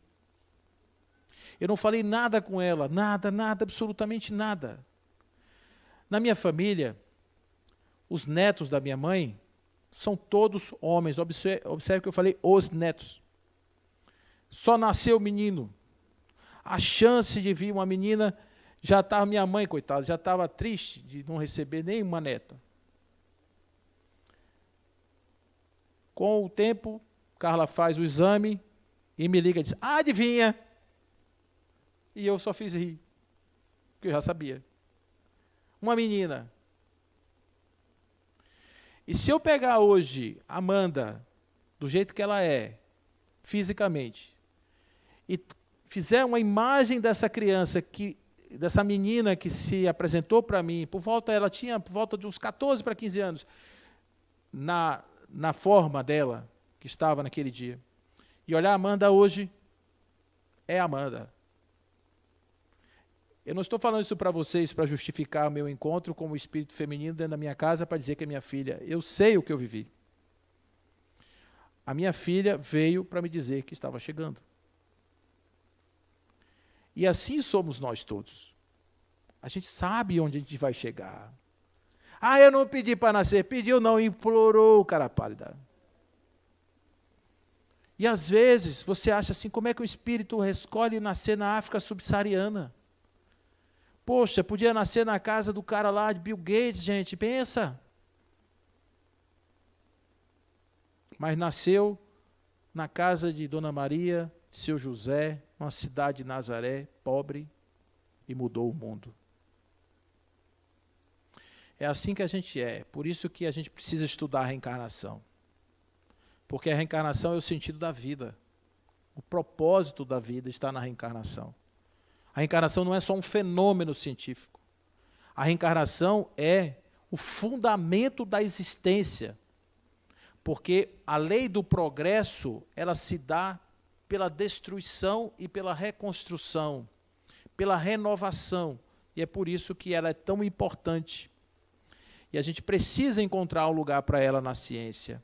Porque no dia que a reencarnação for um fato conhecido e inquestionável, a gente não vai mais ficar discutindo quando começa a vida e vai repensar o aborto.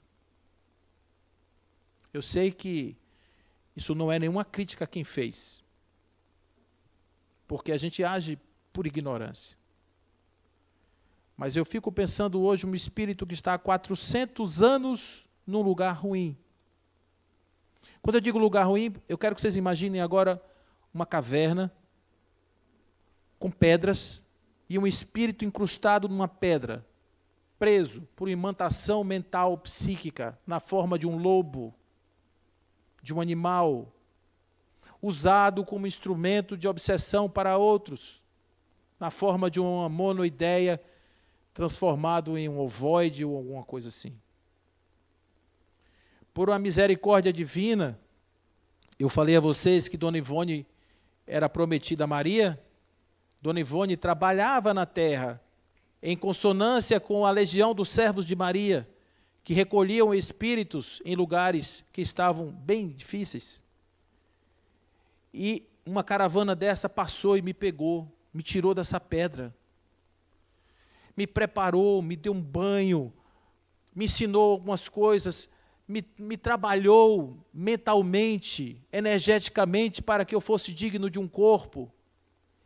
Soou o alarme que há uma possibilidade de voltar à Terra dentro de um psiquismo, dentro de uma egrégora, de uma família, difícil, mas importante para mim, para que eu não cometa mais os mesmos erros do passado.